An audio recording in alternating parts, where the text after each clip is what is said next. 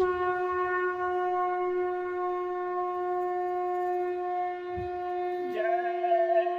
गुरुदेव। जय गुरुदेव।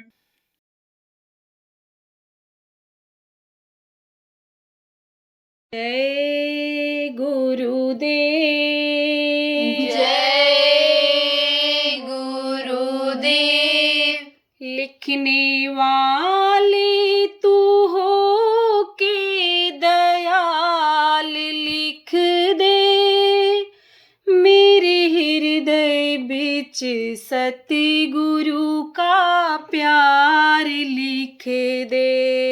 लिखने वाले तू हो के दयाल लिख दे, मेरे हृदय बिच सतगुरु का प्यार लिख दे। माथे पे लिख दे ज्योति गुरु की, माथे पे लिख दे ज्योति गुरु की। आँखों में स्वामी का दीदार लिख दे, मेरे हृदय बिच सतगुरु का प्यार लिख दे। आँखों में स्वामी का दीदार लिख दे, मेरे हृदय बिच सतगुरु का प्यार लिख दे। जीभ्या पे लिख दे नाम गुरु का, जीभ्या पे लिख दे नाम गुरु का। कानों में शब्द झनकार लिख दे, मेरे हृदय बिच सतगुरु का प्यार लिख दे। कानों में शब्द झनकार लिख दे, मेरे हृदय बिच सतगुरु का प्यार लिख दे। हाथों पे लिख दे सेवा गुरु की, हाथों पे लिख दे सेवा गुरु की। तन मन धन उन परिवार लिख दे, मेरे हृदय बिच सतगुरु का प्यार लिख दे। तन मन धन उन परिवार लिख दे, मेरे हृदय बिच सतगुरु का प्यार लिख दे। एक मत लिखना मेरे गुरु का बिछुड़ना, एक मत लिखना मेरे गुरु का बिछुड़ना। चाहे तो सारा संसार लिख दे, मेरे हृदय बिच सतगुरु का प्यार लिख दे। चाहे तो सारा संसार लिख दे, मेरे हृदय बिच सतगुरु का प्यार लिख दे। लिखने वाले तू हो के दयाल लिख दे, मेरे हृदय बिच सतगुरु का प्यार लिख दे। लिखने वाले तू हो के दयाल लिख दे, मेरे हृदय बिच सतगुरु का प्यार लिख दे। जय गुरुदेव। जय गुरुदेव।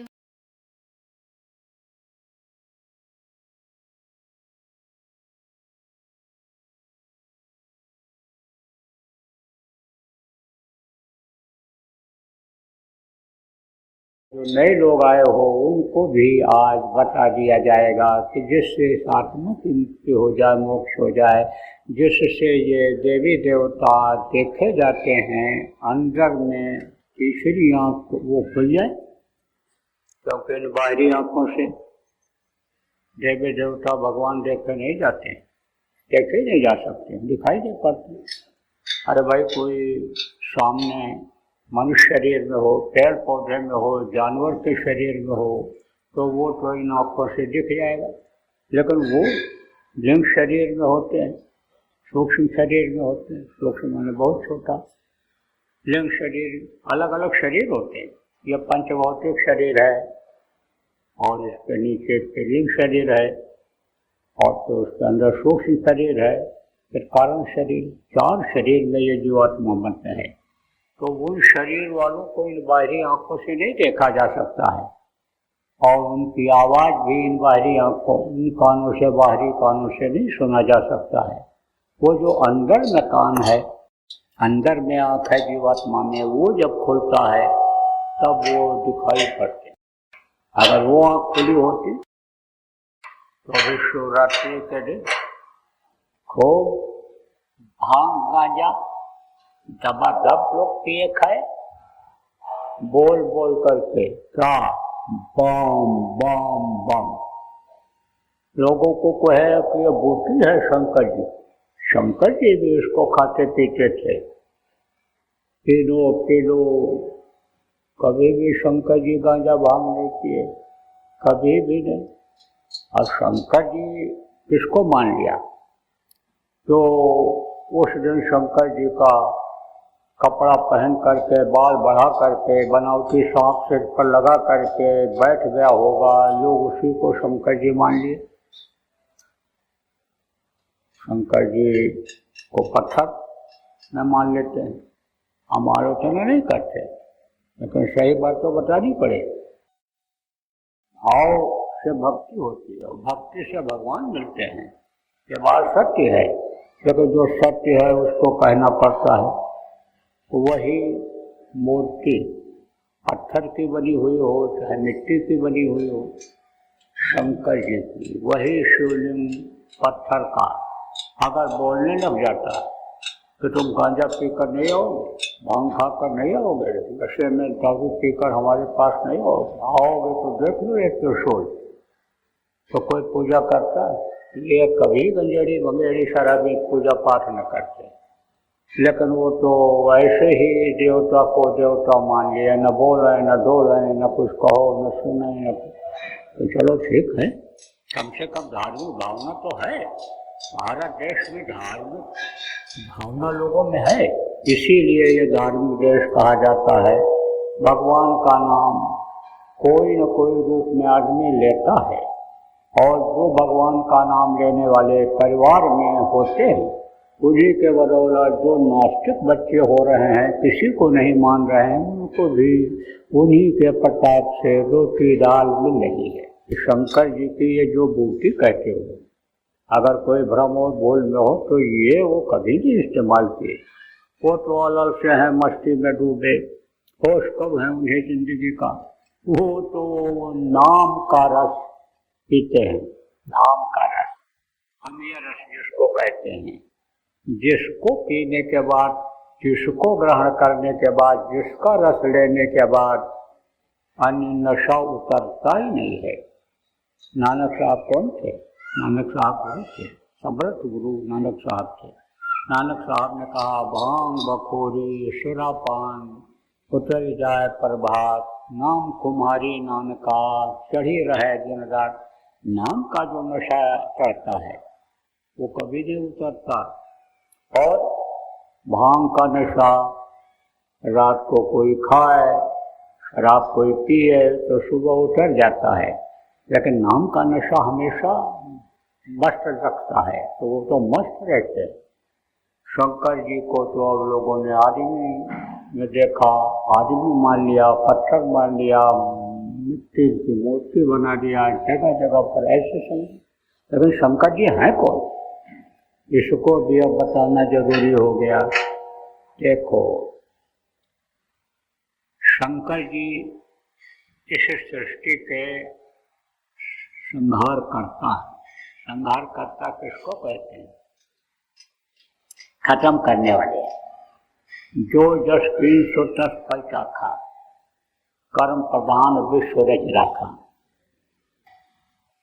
अच्छा कर्म करता है, स्वर्ग वैकुंठ जाता है। बुरा कर्म करता है, नरकों में जाता है। आपके समझो अच्छा कर्म करता है, योग साधना करता है, आराम से प्राण निकलते हैं। उतना नहीं कर पाता है, योग साधना नहीं कर पाया, सदयोग नहीं कर पाया, धार्मिक ही है, धर्मनिष्ठ है, धर्म का मानव धर्म का पालन करता है, सत्य बोलता है, हिंसा हत्या नहीं करता है, परोपकार करता है, सेवा भाव जिसके अंदर में है, उसके आँख कान मुँह से प्राण निकलते हैं। और जो पापी को कर्मी होते हैं उनके प्राण यमराज के दूत आकर के मार मार करके कूट करके टट्टे पेशाब के रास्ते से निकालते हैं। तो यह सब किसके कहने के अनुसार चलते हैं, किसके नियम के अंतर्गत हैं? यह यमराज और ये जितने भी हैं, ये सब शिव जी के अन्य नियम के अनुसार चलते हैं, उनके बताए नियम से काम करते हैं। वो किसी को बख्शते नहीं, लेकिन उनके अंदर दयाधार है, क्योंकि देवता है। देवता क्या होता है? जो लेता ही है सब। और देवता किसको कहते हैं? जो देता है। देता है वो देवता होता है। लेकिन देवता किसके बनाए हुए हैं? ये सब काल भगवान से बनाए हुए हैं। काल भगवान किनको कहा जाता है? काल उन्हीं को कहा जाता है जो इस दुनिया संसार को बनाए, पल भर में बना दें, पल भर में मिटा दें, वो काल कहलाते हैं। पूरे ये जो दुनिया की सृष्टि है उनके हाथ में है।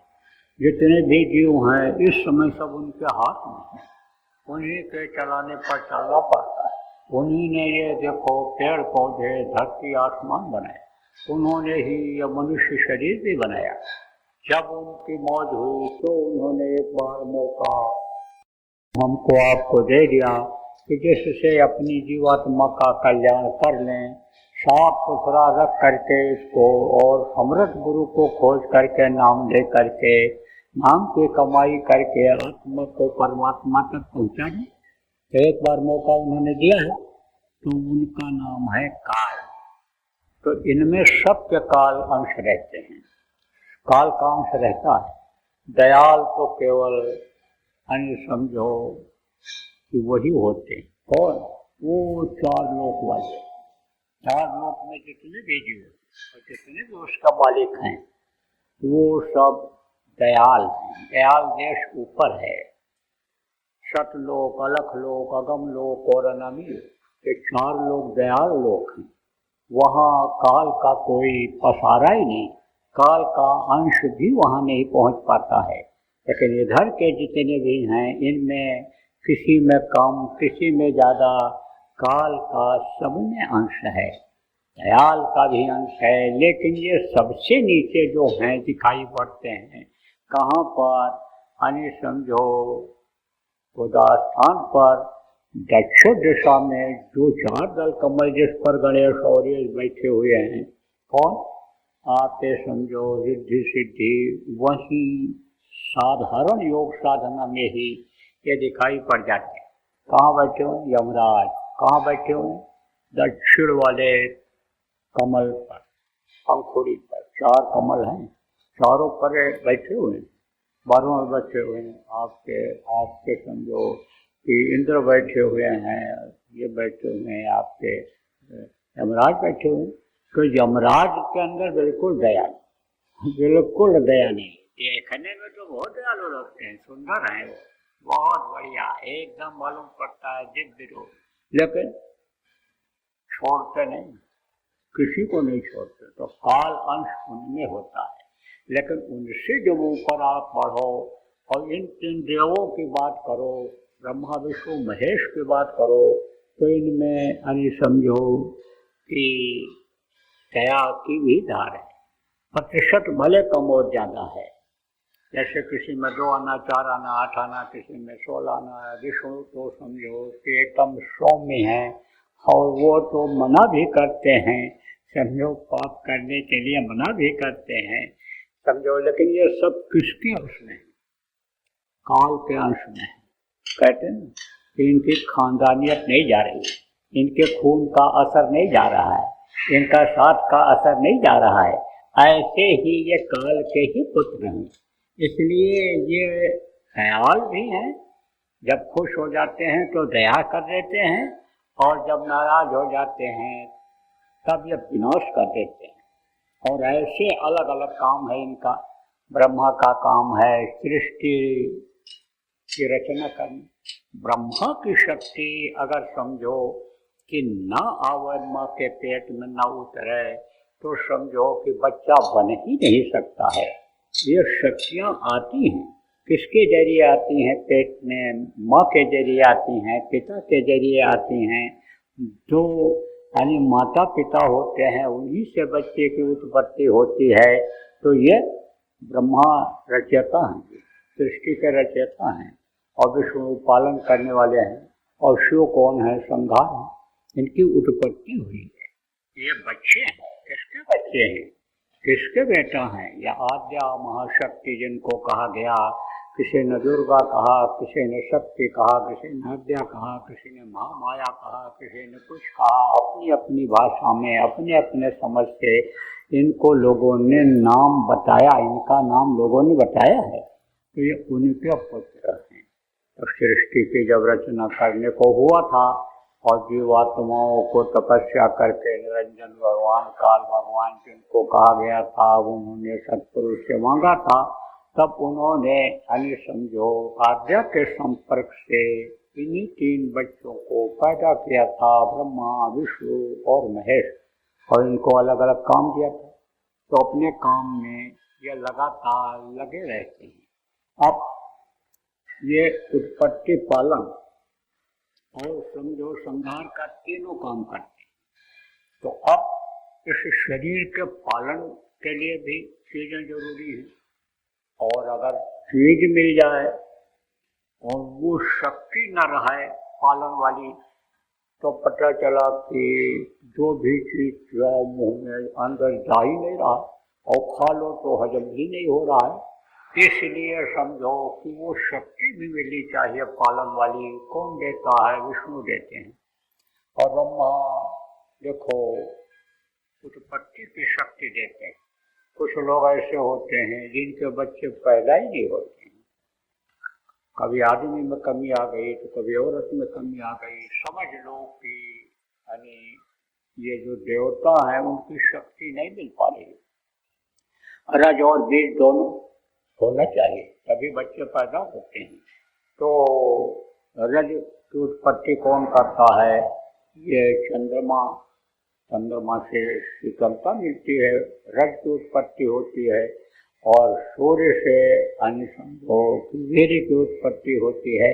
लेकिन इनकी उत्पत्ति भी हो जाए और ब्रह्मा अगर न चाहें तो बच्चे नहीं पैदा होते। कुछ लोग ऐसे होते हैं कि जो खाते भी हैं लेकिन ठीक से हजम नहीं होता है, जिनमें अन्य समझो कि शक्ति नहीं मिल पाती है, वो उनका अन्य पालन ठीक से नहीं हो पाता है।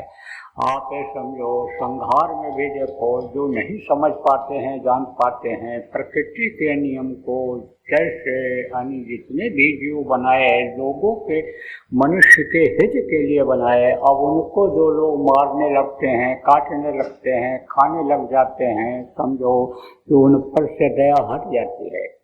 देखो बीमारियां किसको ज़्यादा आती हैं? बीमारियां ज़्यादातर मांसाहारियों को ही आती हैं। क्यों? क्योंकि मांस खाते हैं। मांस खाते हैं तो काटते हैं या कटा हुआ खरीद कर लाते हैं। चाहे काट करके खाओ, चाहे कटा हुआ खरीद कर लाओ, चाहे बनाओ, चाहे खिलाओ, खाओ, सबको पाप लगता है।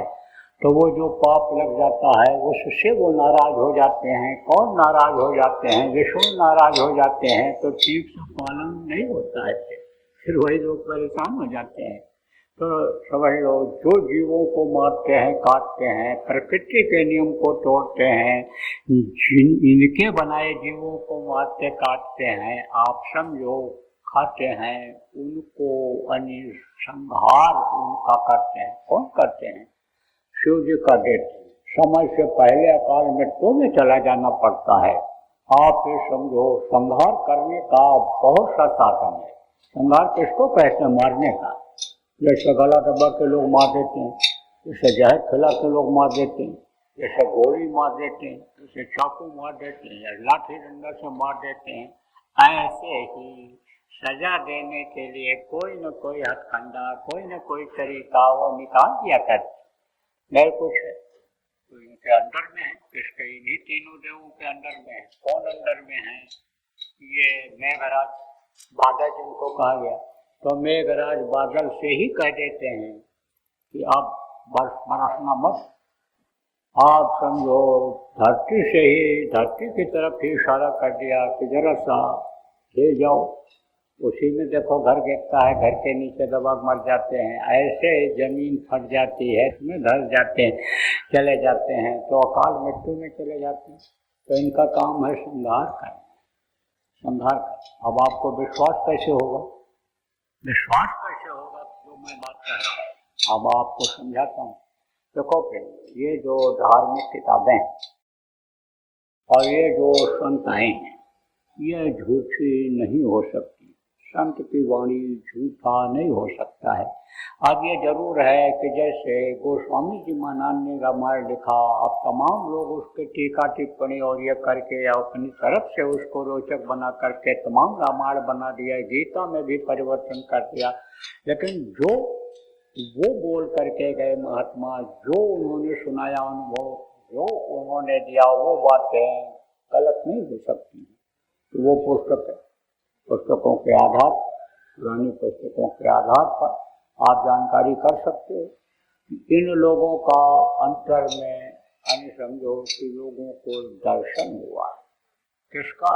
ये जितने भी देवता हैं सबका दर्शन हुआ, क्योंकि ये सबके सब समझो इस शरीर को ही चलाते हैं।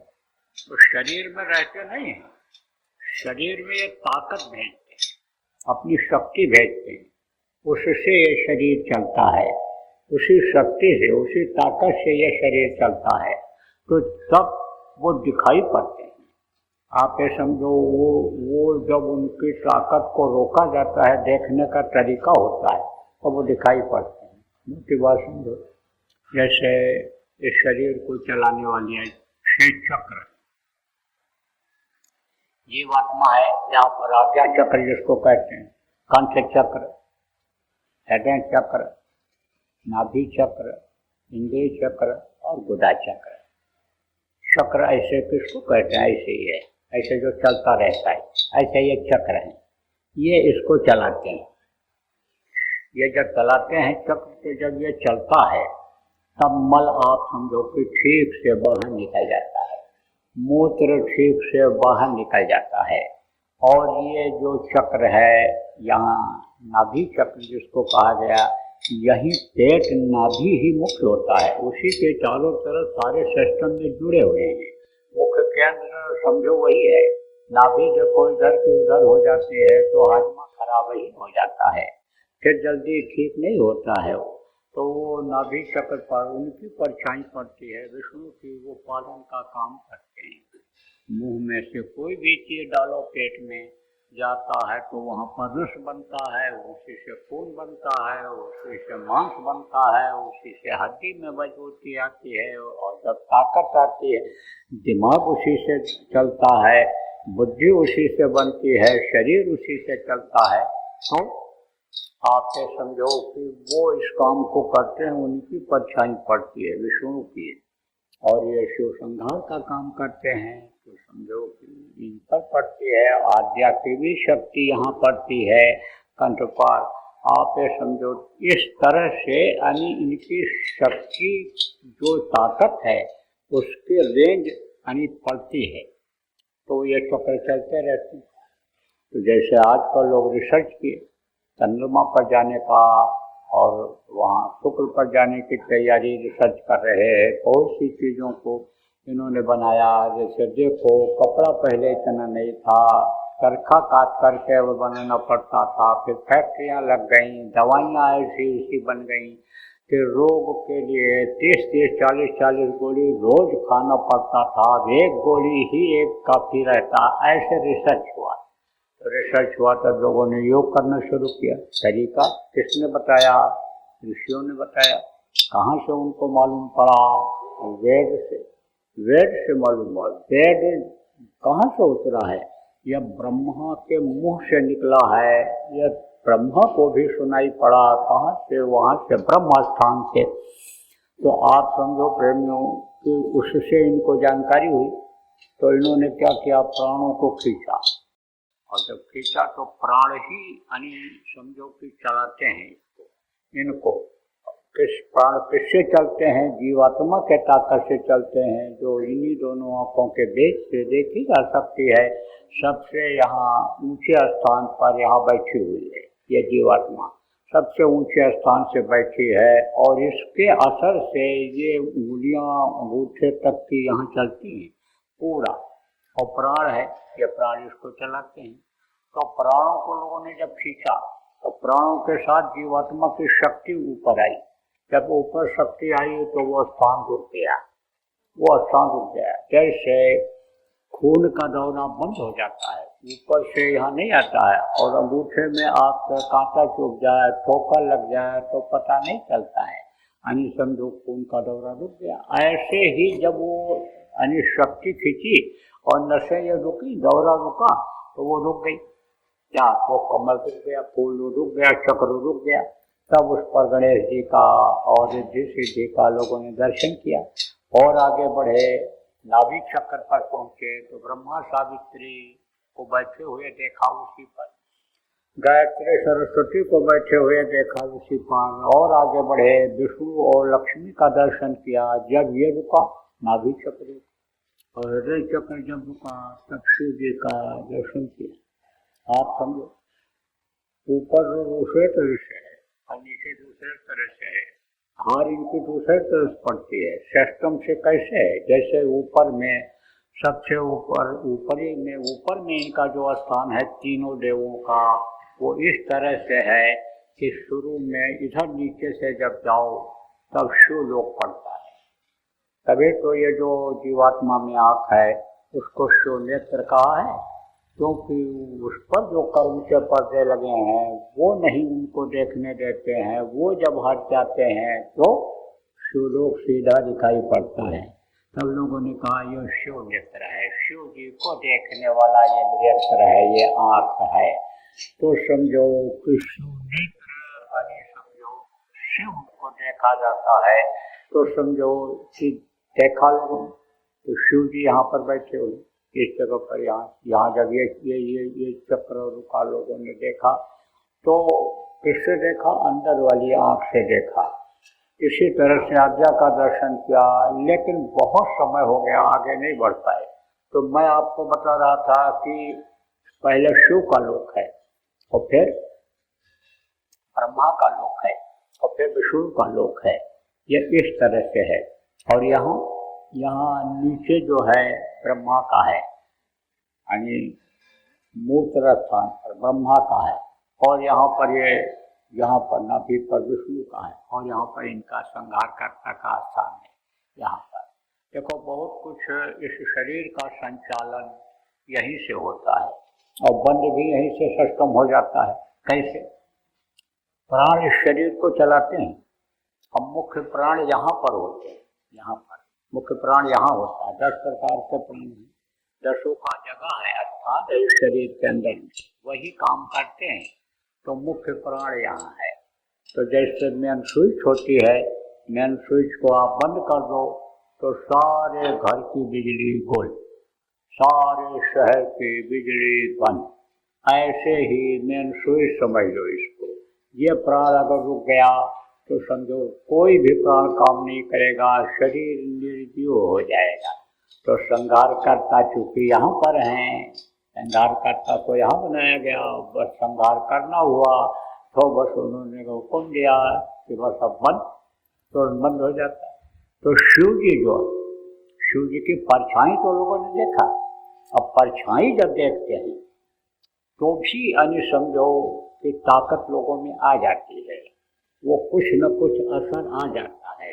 क्या कहते हैं, किसी आदमी को नहीं देखे हो, आदमी को आप नहीं देखे हो, लेकिन आदमी की कोई तारीफ करे, महिमा गावे, उसके बारे में बतावे और उसका फोटो दिखावे, तो उसके तरफ आपका लगाव हो जाता है, उससे आपका प्रेम हो जाता है। देखो अब आजकल लोग ठगी करते हैं, आजकल कैसे ठगी करते हैं, औरतों के आवाज में बोल करके लड़कों को ठग लेते हैं, आपसे समझो उनको जाल में फंसा लेते हैं, तो ठगी करते हैं, देखते नहीं है एक दूसरे को, लेकिन उनके पर लगाव पैदा हो जाता है।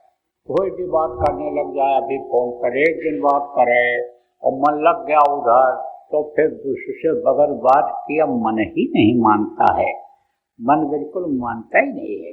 तो नहीं भी देखा, लेकिन यह है कि लोगों ने जब उसकी महिमा गाई तब उनसे लोगों को प्रेम हो गया, तो कुछ न कुछ असर उसका आ जाता है।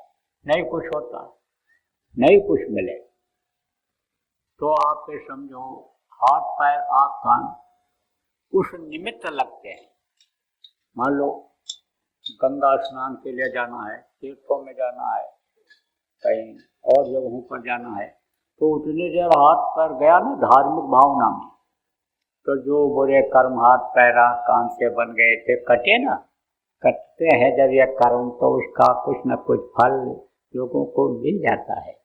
लेकिन जब संत मिल गए तो नीचे की साधना जब उन्होंने खत्म किया, आंखों के नीचे की ये साधना खत्म किया, प्राणायाम जब ये बंद किया, अष्टांग योग हठ योग कुंडलिनियों का जगाना जब ये उन्होंने बंद किया, और आंखों के बीच से जो रास्ता गया हुआ है, आँखी मध्य पाखी चमके, पाखी मध्य द्वारा पत्ते द्वारे दूरबीन लगावे उतरे भोजन पारा।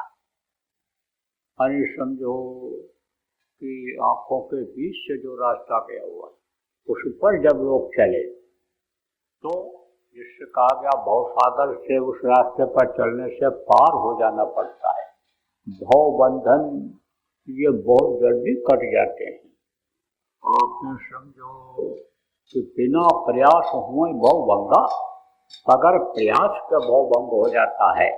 जब ऐसा रास्ता मिल गया और लोगों ने दृष्टि के साधना शुरू किया, साधकों ने शुरू किया, तब ऊपर की तरफ जब बढ़े तो जहाँ से इनकी परछाई शरीर के ऊपर अंगों पर पड़ती है, चक्रों पर पड़ती है, वहाँ जब पहुँचे तब उनके असली रूप को देखा।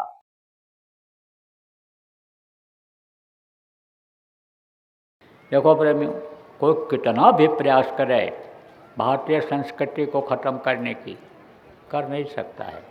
कम और ज़्यादा तो होता रहेगा, लेकिन एक समय ऐसा आएगा कि भारतीय संस्कृति अपनाने से ही लोगों को शांति मिलेगी। भारत के ही लोगों को नहीं, पूरे विश्व के लोगों को। जब वो शांति की तलाश में भगेंगे, जैसे अब हरे रामा हरे कृष्णा गलियों में घूमते हैं आते हैं, ऐसे ही शांति तो मिलेगी। भारत देश से शांति मिलेगी यानी भारतीय संस्कृति से। जय गुरुदेव।